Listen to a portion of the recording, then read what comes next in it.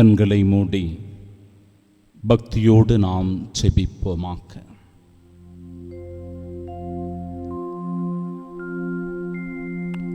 ஒவ்வொரு வெள்ளிக்கிழமையும்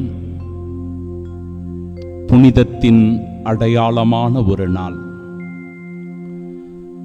நம்மை நாமே கழுவி தூய்மைப்படுத்திக் கொள்ள வேண்டும் என்ற நினைவினை சொல்லித் தருகின்ற நாள். நாம் பரிசுத்த உள்ளத்தோடு நமது ஆண்டவரை போற்றி புகழ்கின்ற நாள். அவருடைய இரக்கத்தினாலும் மன்னிப்பினாலும் வாழ்வினை பெற்றுக் கொள்ளுகிற நாள். ஆம் அன்பு சகோதர சகோதரிகளே, இன்று ஆண்டவர் முன்பாக உன் இதயத்தை நீ எழுப்பி இருக்கிறாய். ஆண்டவர் உன் இதயத்தில் இருக்கின்ற வேதனைகளை, துன்பங்களை, பாடுகளை, காயங்களை, மனவலிகளை அவர் அறிந்திருக்கிறார். என் அன்பு மகன், என் அன்பு மகள், இதோ நொறுங்குண்ட இருதயத்தோடு என் முன்னிலையில் அழுது கொண்டிருக்கிறாரே. கண்ணீரோடு தன் வேண்டுதல்களை, விண்ணப்பங்களை ஒப்புக் கொடுத்துக் கொண்டிருக்கிறாரே. என் ஆண்டவர் என்னை சுகமாக்குவார், என் ஆண்டவர் என்னை குணப்படுத்துவார் என்கிற நம்பிக்கையோடு இங்கு வந்திருக்கிறாரே. என் ஆண்டவரின் வார்த்தைகள் எனக்கு வாழ்வு கொடுக்கிற வார்த்தைகளாக இருக்கின்றன. என் ஆண்டவரின் வார்த்தைகள் எனக்கு ஆறுதல் சொல்லுகின்றன, தேறுதல் சொல்லுகின்றன, நம்பிக்கை ஊட்டுகின்றன, எனக்கு வழியை காண்பிக்கின்றன என்கிற உணர்வோடு இந்த மறை உரையில் பங்கெடுக்க ஆர்வத்தோடு இருக்கிற ஒவ்வொரு சகோதர சகோதரிகளையும் ஆண்டவரே நீர் ஆசீர்வதியும். உள்ளம் திறந்து காத்து கிடக்கின்ற அவர்களுடைய உள்ளத்தில் நீர் போய் தங்கும் ஆண்டவரே. அவர்களோடு நீர் உறவாடும் அப்பா. அவர்களின் தேவை என்ன என்பதை உணர்ந்து இறை ஆசீர்வாதத்தின் கொடையை அவர்களுக்கு தந்தருளும். ஒருவேளை வழியோரத்தில் இந்த விதை விழுந்திருக்கலாம், பாறையில் விழுந்து கருகக்கூடிய ஒரு சூழ்நிலையில் தவித்துக் கொண்டிருக்கலாம், முச்செடிகளிடையே மாட்டிக்கொண்டு ஒரு நெருக்கடியில் தவித்துக் கொண்டிருக்கிறவர்களாக இருக்கலாம். ஆண்டவரே, எந்த சூழ்நிலையில் என் அன்பு சகோதர சகோதரிகள் இருந்தாலும் அவர்கள் எல்லோரும் உம்முடைய பிள்ளைகள் அப்பா. உம்மை நம்பி இருக்கிறவர்கள் ஆண்டவரே. அவர்களுடைய கரம் உம்மை நோக்கியதா இருப்பதால் நீர் மனமிறங்கி அவர்களின் மனங்களை குளிரச் செய்யும்படியாக, அந்த இருதயத்திற்கு ஆறுதல், தேறுதல், நம்பிக்கை தரும்படியாக, அமைதியும் சமாதானமும் கொடுக்கும்படியாக எங்கள் ஆண்டவராகிய இயேசு கிறிஸ்து வழியாக உம்மை மன்றாடுகிறோம். ஆமென்.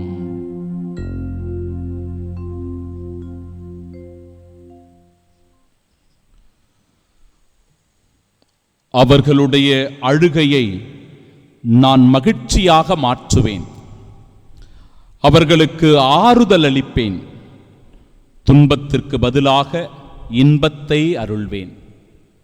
நம் ஆண்டவராகிய இயேசு கிறிஸ்துவின் அன்பும் அருளும் அமைதியும் மகிழ்ச்சியும் உங்கள் அனைவரோடும் இருப்பதாக. அன்பு நிறைந்த சகோதர சகோதரிகளே, வழியோரம் விதைக்கப்பட்ட விதைகள், வழியோரத்தில் விழுந்த விதைகள், பாறை பகுதியில் விழுந்த விதைகள், முச்செடிகளுக்கிடையே விழுந்த விதைகள், நல்ல நிலத்தில் விழுந்த விதைகள். அற்புதமாய் இந்த இறை வார்த்தைகளானது இன்றைய நாளில் விளக்கப்பட்டிருக்கிறது.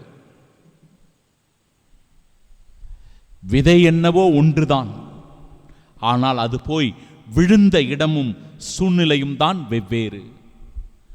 மனிதர்களாகிய நாம் எல்லோரும் ஒன்றுதான், ஆனால் நாம் எப்படி, எந்த சூழ்நிலையில் விழுந்திருக்கிறோம், வளர்ந்து கொண்டிருக்கிறோம் என்பதுதான் வித்தியாசப்படுகிறது. ஒருவேளை வழியோரத்தில் நாம் விழுந்திருந்தால் நம் நிலை என்ன? எப்பேற்பட்ட இக்கட்டான சூழ்நிலையில் நாம் இருக்கிறோம் தெரியுமா?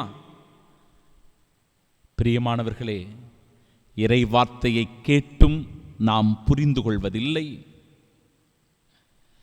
நம் உள்ளத்தில் விதைக்கப்பட்ட அந்த விதைகளை தீயவர்கள் எடுத்துச் சென்று விடுகிறார்கள். பகைவன் நம்மை கைப்பற்றிக் கொள்ளுகிறான். நாம் யாருடைய பிடியிலேயோ இருக்கிறோம். நாம வாழ்வதில்லை, நம்மை யாரோ ஒருவர் எடுத்துக்கொண்டு அவர்களுக்கு நாம் அடிமைகளாக வாழ்ந்து கொண்டிருக்கிறோம். யாருக்கு நாம் அடிமைகளாக இருக்கிறோம்? சிந்தித்து பார்க்க வேண்டும்.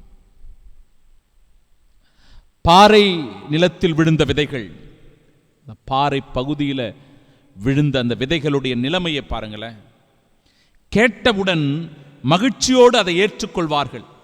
ஆண்டவருடைய வார்த்தை அவருடைய உள்ளத்தில் விழுந்தவுடனே அவர்களுக்குள் மிகுந்த மகிழ்ச்சி உண்டாகும். ஆனால் அவர்கள் வேறற்றவர்கள், சிறிது காலமே நிலைத்திருப்பார்கள். இறை வார்த்தையின் பொருட்டு வேதனையோ இன்னலோ நேர்ந்த உடனே தடுமாற்றம் அடைவார்கள். பாருங்களேன், வாழ்க்கையில் ஏதாவது தடுமாற்றம் வந்துவிட்டால், வேதனை துன்பம் வந்துவிட்டால் நாம் உடைந்து போகிறோம். இறை நம்பிக்கை இழந்து விடுகிறோம். உடனடியாக கடவுளின் மீது ஒரு வெறுப்பு வந்து விடுகிறது. ஆலயத்திற்கு வருவதில்லை, ஜபமாலை சொல்வதை நிறுத்தி விடுகிறோம், குடும்ப ஜபமாலையிலிருந்து விலகி விடுகிறோம். எல்லாவற்றையும் விலக்கி வைத்துவிட்டு, என்ன கடவுள், எனக்கு இப்படி ஒரு அநீதி நடந்து விட்டதே, என் வாழ்க்கையில் இப்படி ஒரு இக்கட்டான துன்பம் வந்து விட்டதே என்று சொல்லி புலம்ப ஆரம்பித்து விடுகிறோம். பாறை பகுதியில் விழுந்த விதைகளாக. முச்செடிகளுக்கு இடையில் விழுந்த விதைகளுடைய நிலைமையும் மிக அழகாக சொல்லப்பட்டிருக்கிறது. இறை வார்த்தையை கேட்டும் உலக கவலையும் செல்வ மாயையும் அவ்வார்த்தைகளை நெருக்கி விடுவதால் பயனளிக்க மாட்டார்கள். ஒரு காலம் அவர்களால் பலன் தரவே முடியாது. யார் ஒருவர் இந்த உலக நாட்டத்தின் மீது அதிகமான ஈடுபாடு கொண்டிருக்கிறார்களோ, அல்லது இந்த உலகத்தின் செல்வத்தை அடைய வேண்டும் என்று சொல்லி துடித்துக் கொண்டிருக்கிறார்களோ, மனம் போன போக்கில் வாழ்ந்து கொண்டு பேராசை பிடித்த சுயநலவாதிகளாக இருக்கிறார்களோ, அவர்கள் பயனளிக்க மாட்டார்கள். இறை வார்த்தை அவர்களுக்குள் இருந்தாலும் கூட பலனற்றவர்கள் அவர்கள். பிரியமானவர்களே, இந்த இறை வார்த்தை பகுதிகளை எல்லாம் மையப்படுத்தி 3 செய்திகளை உங்களோடு நான் பகிர்ந்து கொள்கிறேன். முதலாவது, இறைவன் நம்மை திரும்ப அழைக்கின்றார். முதல் வாசகம், நாம் மனம் திருந்த வேண்டும், மனம் மாற வேண்டும், இறைவனை நோக்கி நாம் வர வேண்டும். வழி தவறி போனாலும் காணாமல் போனாலும் பரவாயில்லை, மீண்டும் திரும்பி வரணும். ஆண்டவரிடத்துல அன்போடு வர வேண்டும், அக்கறையோடு வர வேண்டும், ஆயனை தேடி வர வேண்டும். அவர் நிச்சயமாக நம்மை தண்டிக்க மாட்டார். அவர் நம்மை மீட்கவே விரும்புகிறார், நம்மை மீட்டெடுக்கவே அவர் விரும்புகிறார். பிரியமானவர்களே, God calls us back. அவரிடம் நாம் திரும்பி வரணும். நாம் எவ்வளவு தூரம் போயிருந்தாலும் பரவாயில்ல, அவரை விட்டு விலகி எவ்வளவு தூரம் போயிருந்தாலும் பரவாயில்லை, இறைவன் நமக்காக காத்திருக்கின்றார். மனம் திரும்புதல் ஒன்றே ஆசீர்வாதத்தின் தொடக்கம் என்பதை நாம் உணர்ந்திருக்க வேண்டும். எனவே ஆண்டவரிடத்தில் திரும்பி வருவது மிக மிக முக்கியம். இரண்டாவது, இறை வார்த்தையை கேட்டு புரிந்து கொள்ளுதல் மிக மிக முக்கியம். இறை வார்த்தையை நாம கேட்கிறோம், அந்த இறை வார்த்தையை புரிந்து கொண்டு அதை வாழ்வாக்குகிறோமா, மிக முக்கியம். Understanding the word of God. ஒரே விதைதான், ஆனால் நிலம்தான் வித்தியாசம். நாம் இறை வார்த்தையை கேட்டால் மட்டும் போதாது, அதை புரிந்து கொள்ள வேண்டும், உள்ளத்தில் ஏற்றுக்கொள்ள வேண்டும், அதை வாழ்வாக்க முயற்சி செய்ய வேண்டும். விவிலிய வாசிப்பு, விவிலியத்தை தியானம் செய்வது, பலன் தருகிற வாழ்க்கை வாழ்வது மிக மிக அவசியம். மூன்றாவது, தடைகளை வென்று பலன் தருகிற வாழ்க்கை வாழ்வது. ஓவர்கமிங் obstacles to bear fruits.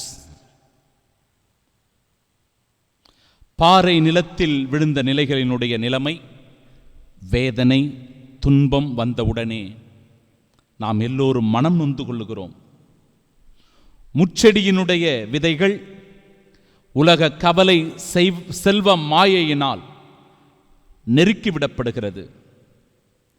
ஆனால் நல்ல நிலத்தில் விழுந்த விதைகள் மட்டுமே 100, 60, 30 மடங்கான பலனை தருகிறது. இறைவாக்கினர் எரேமியா புத்தகம் 3வது அதிகாரம் 17வது இறைவார்த்தையில், அந்நாளில் எருசலேமை ஆண்டவரின் அரியணை என்று அழைப்பார்கள். தீய உள்ளத்தின் பிடிவாதத்தின்படி இனி அவர்கள் நடக்க மாட்டார்கள். இறை வார்த்தை பலன் தர வேண்டுமென்றால், மகனே மகளே, இறை வார்த்தை உனக்குள் பலன் தர வேண்டுமென்றால் உன்னுடைய பிடிவாதத்தை, உன் கவலையை, உன் மயக்கத்தை நீ விட்டுவிட வேண்டும். உன் சுயநலத்தை நீ விட்டுவிட வேண்டும். இப்படிப்பட்ட முட்களை உன் வாழ்க்கையிலிருந்து நீ அகற்ற வேண்டும். ஒரு தந்தை 2 பிள்ளைகளை வளர்க்கிறார். அந்த பிள்ளைகளுக்கு 7, 10 வயதாகும்போது அந்த பிள்ளைகளின் தாய் இறந்து விடுகிறாள். இறந்தவுடனே பல பேர் இவருக்கு அறிவுரை சொல்லுகிறார்கள். நீங்கள் இன்னொரு கல்யாணம் பண்ணிக்கங்க, அப்போதான் இந்த பிள்ளைகளை காப்பாற்ற முடியும், உங்களுக்கும் ஒரு துணை இருக்கும், இன்னொரு திருமணம் செய்து கொள்ளுங்கள். ஆனால் இந்த தந்தை மிகுந்த பிடிவாதத்தோடு, ஒருபோதும் நான் திருமணம் செய்து கொள்ள மாட்டேன், என் வாழ்க்கையை என் பிள்ளைகளுக்காக நான் தியாகம் செய்கிறேன். ஒரு நாள் என் பிள்ளை வளர்ந்த பிறகு அவன் கேட்பான், அப்பா பத்தியா, அவருடைய சுயநலத்துக்காக, அவருடைய ஆசைக்காக நம்மளை இப்படி விட்டுட்டு அவர் வேறொரு திருமணம் செய்து கொண்டார் என்று சொல்லி அவன் பேசக்கூடும். எனவே என் பிள்ளைகளுக்காக என் வாழ்க்கையை தியாகம் செய்கிறேன் என்று சொல்லி அந்த பிள்ளைகளை நன்றாக வளர்க்க வேண்டும் என முயற்சி செய்கிறார். நல்லா படிக்க வைக்கிறார். 2 பிள்ளைங்களும் நல்லா படிக்கிறானுங்க. ஒரு பிள்ளை நன்றாக படித்தான், மூத்தவன். படித்துவிட்டு நல்ல ஒரு வேலையில் வெளிநாட்டில் போய் செட்டில் ஆயிட்டான். திருமணம் ஆயிற்று. இன்றைக்கு குடும்பத்தோடு லண்டனில் சந்தோஷமாக இருக்கிறான். இளைய மகன், அந்த தந்தை அவனையும் அப்படிதான் பொறுப்போடு வளர்த்தார். ஆனால் நண்பர்களோடு சேர்ந்து ஊர் சுற்றி கொண்டு பொறுப்பில்லாமல் ஊதாரித்தனமாக வாழ்ந்து படிப்பையும் பாதியிலே விட்டுட்டு எந்த வேலைக்கும் போகாமல், இன்னைக்கு வர திருமணமும் ஆகாமல் குடி, போதை, இப்படிப்பட்ட கெட்ட பழக்க வழக்கங்களில் ஈடுபட்டு தன்னைத்தானே அழித்து கொண்டே இருக்கிறான்.